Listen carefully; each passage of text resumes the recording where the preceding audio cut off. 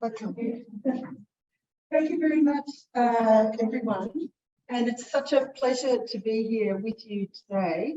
I think your mission and your vision is incredibly exciting. So it's really special for me to be here with you. Thank you. So briefly, I'm going to do some introduction to Metaverse and the ecosystem. And then I want to talk about two specific use cases that I think are very important: health and wellness and education, and then talk a little bit about some risks and ethical issues. Okay, so just talking first about Metaverse. It's really a concept more than something that's very concrete, and different people are approaching metaverses in different ways. But basically, it's bringing together technologies that people have been working on for a number of years, including gaming, blockchain, AI, AR, VR, to create some sort of immersive digital ecosystem. And using extended reality and blockchain, you can create spaces for user interaction and exchange of value. And for those people who are thinking about Web3 and blockchain, it's that capacity to exchange value that is what those technologies bring. And Citi, like Citibank, has estimated this could be a $13 trillion market by 2030. When I think about metaverses, I try and characterize them in this way. So there's 500, probably since I did this, 600 plus companies, all working on building some kind of a metaverse experience.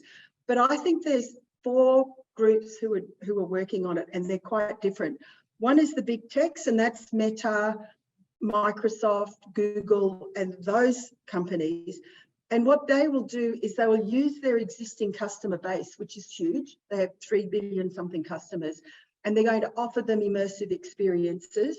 And you've just seen Apple releasing their new goggles, but they're not going to change their business model. And that's the big difference between the big tech metaverses and the Web3 metaverse.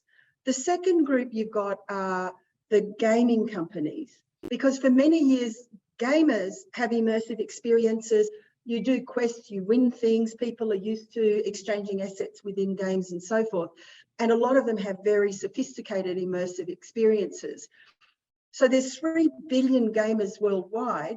At the moment, there is some tension between Web2 and Web3 gaming companies, but nevertheless, Web2 companies who move to Web3 are going to be a way of the rapid movement towards Web3 and gaming metaverses using Web3. The third group are just the people who are building Web3 platforms and Web3 games.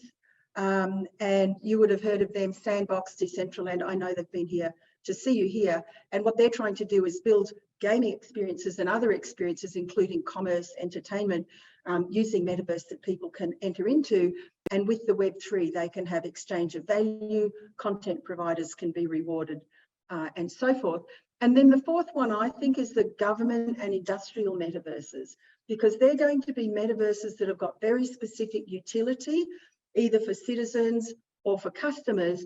And the approach that governments and industry will take, I believe, will be different than the approaches that the other kinds of metaverses take. So just moving through this, because I know we've only got 30 minutes. As I said, you've got the big tech companies, Meta, Microsoft, Tencent, Google. They're all making lots of mergers and acquisitions. They're all trying to build components of the technology to create metaverse experiences for their customers. The gaming industry, as I said, 3 billion people globally, nearly a 200 billion economy, and expected to continue to grow. So Gamified is the integration of the Web3 digital assets into games, and this is expected to drive gaming economies of the future. And so major gaming companies, I'm sure you don't need me to tell you about, I'm sure you know who they are, so I'll just move on. Just stopping for a moment on the Web3, because this is fundamentally the difference between Web3 and the Web2 and the big techs, is that this is the spatial web. This is the next generation of the internet. So you've probably heard Web 2 described as the Internet of Information. It allowed us to send and receive information from other people. And what Web 3 will allow us to do is to send and receive value directly peer-to-peer without intermediaries. And again, that's the without intermediary, which will distinguish Web 3 from the big tech metaverses. Ideally, what this means is for people who create content or contribute to those metaverses, whether they're gamers who are contributing gameplay, whether they're musicians or artists, they can get rewarded for their contribution. And so this is really seen as a huge value for content creators. Some of the projects we've talked about, Decentraland, Dapper Labs, Sandbox, Alien Worlds, and so forth. There's a lot of them. And they've started something called the Open Metaverse Alliance, which is to address interoperability challenges in the metaverse.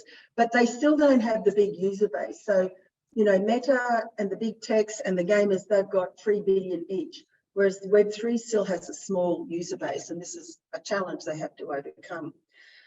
Then I think of considerable interest, if you're thinking about social transformation, then you must be thinking about government and industrial metaverse, because these are the metaverses that will bring more than entertainment to people. This will bring services to people. So here you have Neon, which is spending $1 billion on building a metaverse. I don't know more about that, and I hope that you do and will, but it's very interesting. In Korea, Seoul has said that they are going to create a metaverse for municipal administration. So you go into the metaverse to receive citizen services. Big areas of development, which I'm very sure are relevant here, is the ability to be able to create digital twins of anything, whether it's of hospitals, whether it's from energy plants, whether it's of parts of the body for complex surgical operations. You can make a digital twin of anything and then practice and perfect it before you go into the real world. And this is going to have big relevance in things like manufacturing. And then I want to talk about health and education in a moment.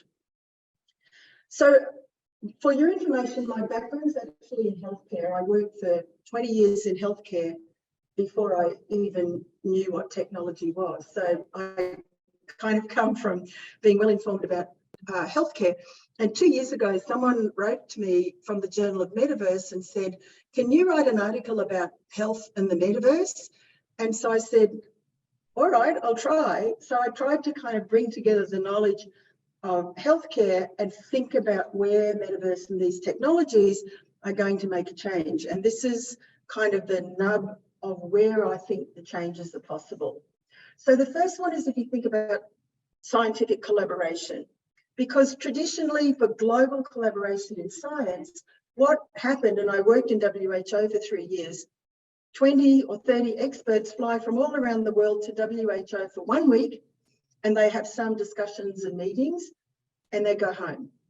So it's expensive, it creates an energy impact, and it's not continuous. Whereas with a metaverse collaboration in the spaces, you're going to be able to come and go and collaborate on a continuous basis, using whatever equipment that you would normally use, having a digital twin of whatever it is that you're going to work on.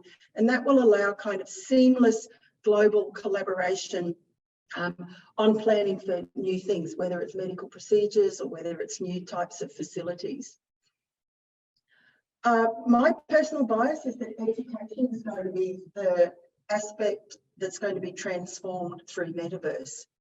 And if I'm just focusing here on the medical side of it, but you think about how students learn anatomy.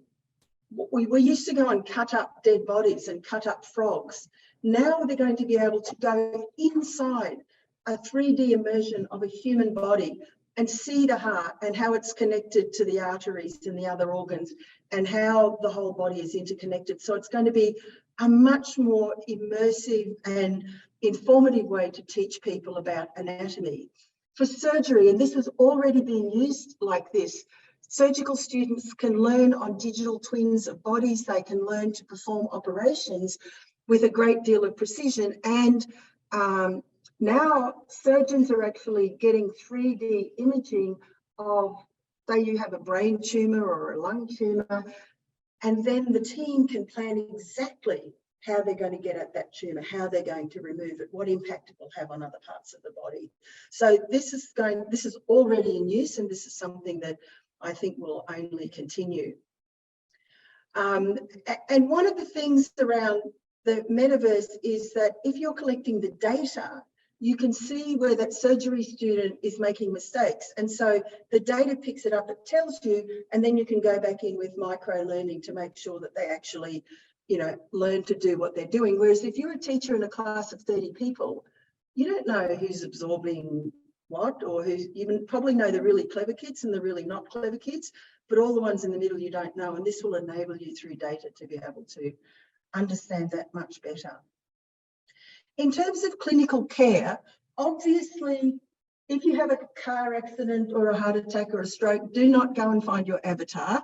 But the ability for AI and avatars to be able to extend the capacity of the health services to provide service is actually really quite powerful. So if you're wearing wearables connected with IoTs, you could conceivably go into a metaverse environment, meet an avatar who can check, you know, your basic signs and symptoms, see if you've got an acute condition, discuss what you've come in for, and decide whether you need to see a doctor or not, for example.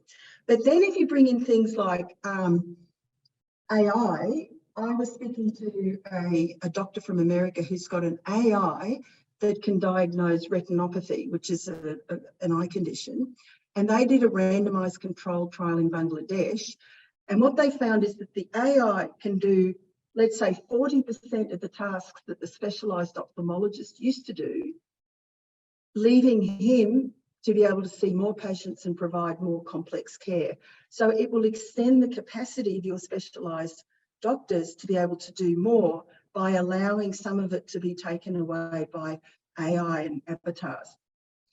Also, in an operating theatre setting, using AR, VR, you could have a complete overlay of the patient's body because all of our internal organs aren't precisely in the same place. So when doctors go in, they're kind of guessing a bit what they're doing, but this is going to allow them to be much more precise and allow them for planning in a much more detailed way. Another area, and I think this is interesting, obviously right across the world, obesity, diabetes, heart disease, these are problems we deal with, and these are problems of behaviour. So this is an interesting area for gamification, because if you can use gamification and incentivization for people to take more exercise, change their diets and so forth, you can actually impact on this problem at scale. So there's a number of different projects. I've mentioned Sweatcoin and GenoPets, but both of these incentivize the person and measure it using wearables to do more exercise for which they get rewarded, or in the game their pet gets stronger and is able to multiply. So I think there's going to be a lot of development there. The other development, and again, I don't know if you're looking at this through your gaming side of it, is this incentivization with play to earn games. Learn to earn, you can incentivize people to learn, you can incentivize people to move. So that whole aspect of gamification and reward and incentivization is going to be a very interesting development that you might want to get involved in. But the other side of it is this ability to monetize data and data sets in the future. So at the moment in healthcare, data is basically held by the doctor, by the hospital, by the pathology lab, by the X-ray lab, and nothing happens to it. Whereas scientists want big data sets to train their algorithms on and to learn from. And so in the future, I believe what we're going to see is the development of medical practices, where these data will be anonymized and moved into large data lakes or similar, where the scientific companies and the drug companies can pay the original owners of the data to use their data. And that will include individuals who can make their data available. I don't think you have social prescribing here, but this is just an idea for you to think about, because people might go to the health system, but they don't just have a medical problem.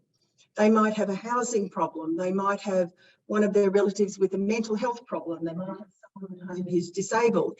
They have usually complex social problems, and it's going to be possible for people to go in for their early consultation to figure out what's a medical problem and they need a medical treatment, but putting them then in touch with other kinds of social services, government services, financial services to access all of the different needs they have. So it can give you a different way of helping citizens, not purely through the medical system.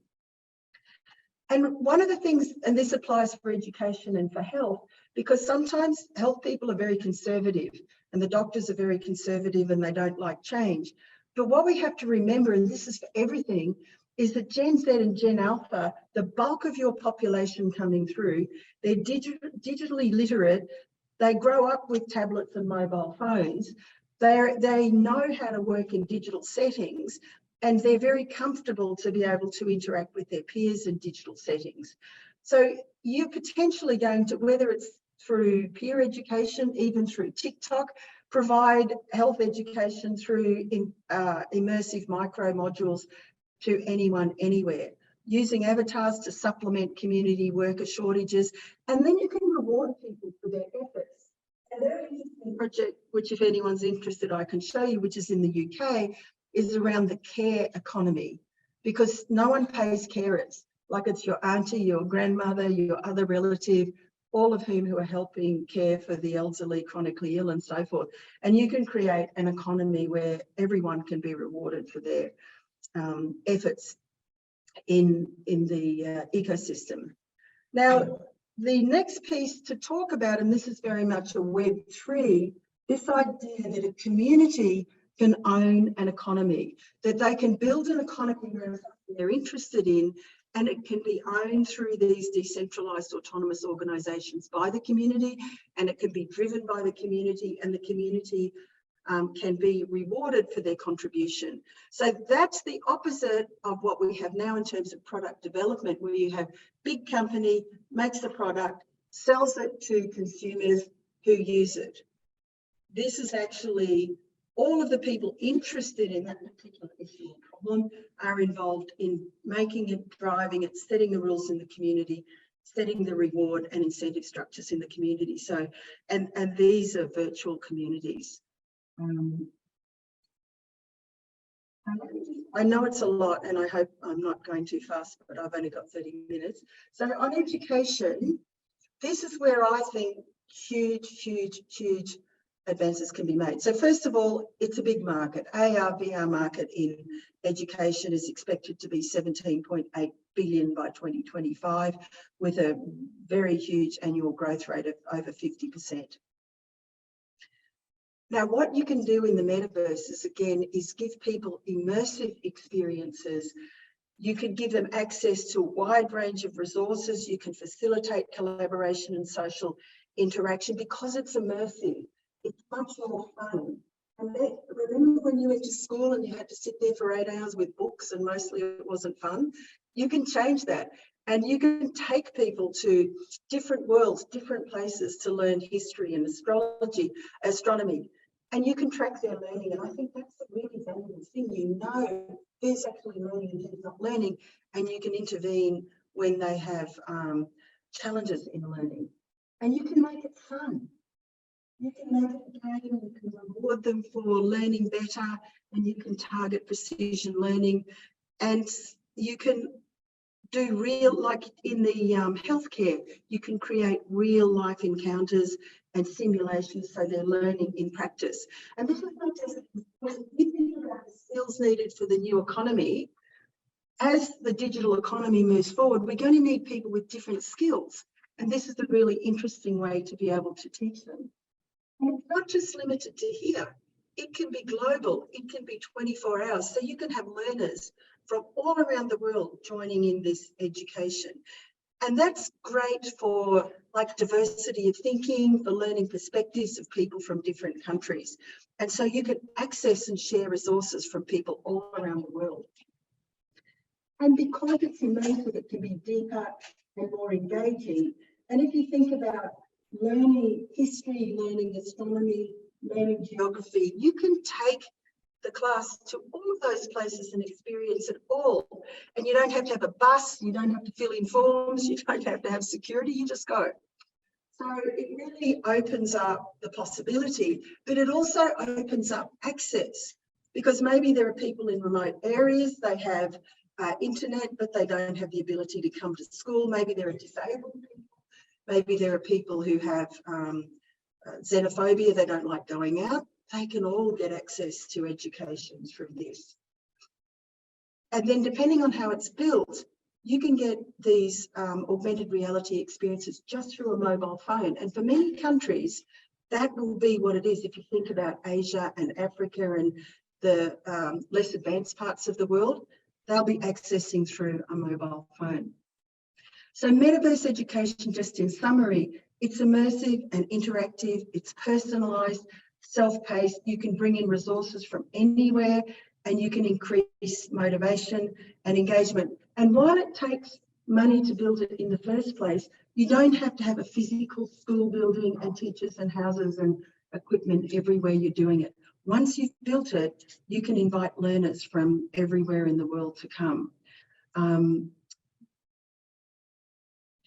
I wanted to mention here, because I think we need to think about the future of jobs, because I'm sure you have here, as we have in Australia, universities that are teaching people for the history of jobs, not for the future of jobs, not for the future of the digital economy. And I was reading an article recently that says 60% of the jobs of the future won't need a university education.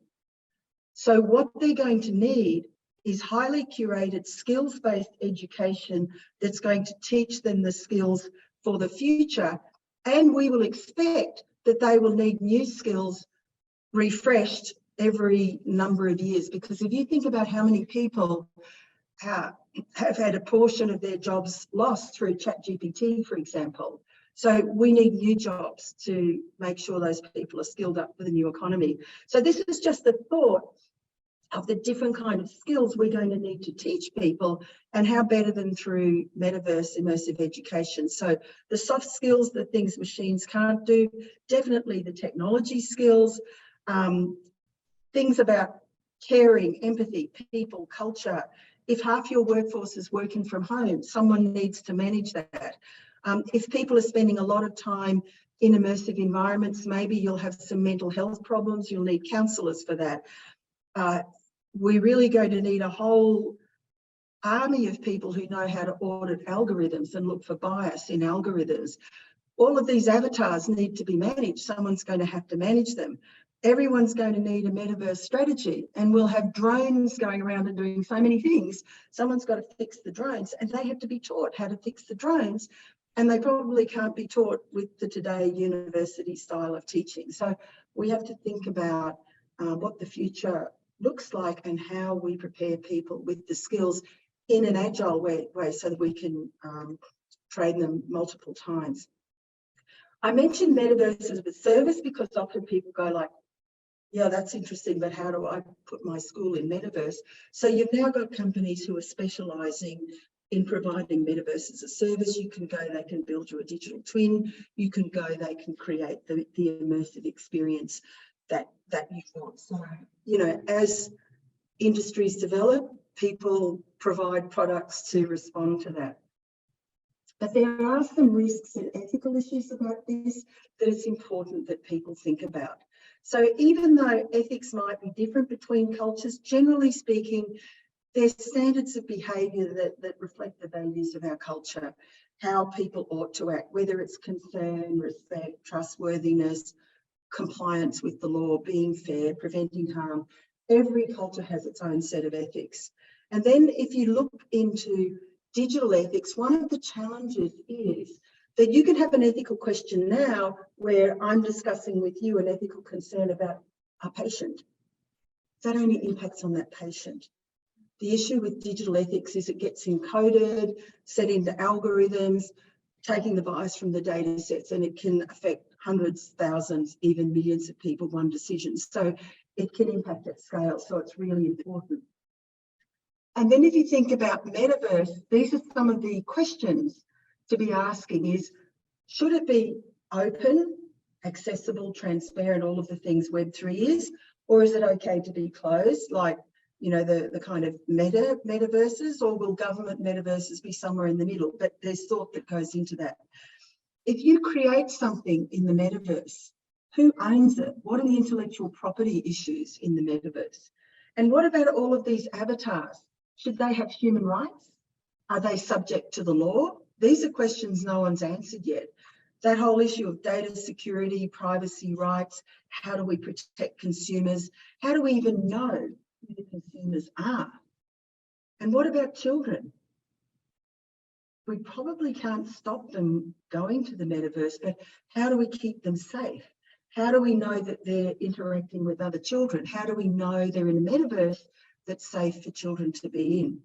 And how do we try and make the metaverse a technological tool that makes society better, that makes it more inclusive and decentralised and maximises the benefits? These are the big picture things. Technologists can build anything, but it's at a government and a society. And there's no answer to that, but we need to start thinking about, do we have to make coders build ethical principles in code? But they don't know anything about ethics, so how do we teach them about that? How do we teach them to think about the ethical implications of what they're coding?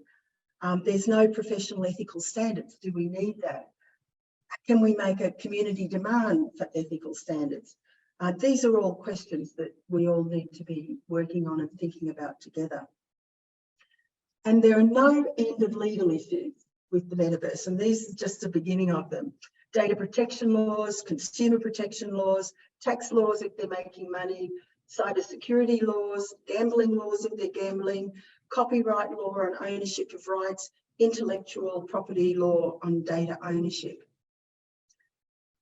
And there's no agreement between regulatory bodies. Most regulatory bodies almost don't really understand what this is and what are the issues they need to be dealing with. But what we do know is already they're working on things like regulation of digital assets, and where digital assets are involved in the metaverse, all of that work will apply here, but there's going to be other work that will apply that's specific to immersive environments. So we're going to need to develop regulatory technical standards, supervisory policies, procedures, information exchange requirements, cross-jurisdictional requirements, and regulatory license criteria and guidelines. So there's a lot of work in that. So at the moment, in the absence of government action in most places, and in the absence of the kind of international organisations that might look at this, there's a number of industry associations forming with the intention of trying to lead the dialogue on regulation, policy and standards. And one that I'm involved in is the World Metaverse Council, but you also have the Metaverse Standards Organisation, the Metaverse Association, Metaverse Safety Week, and these are all well-intentioned voluntary organisations that are trying to take the thinking forward. So that was a very quick, I think I kept within my 30 minutes. There's so much more behind that that I would love to discuss with you, but just as a kind of introduction to thinking about the metaverse, but particularly thinking about metaverse and social utility, metaverse and the Vision 2030, and how what you're doing can actually contribute to other initiatives right across the government that will help them move into the digital economy faster and better. So thank you for giving me the opportunity to speak to you.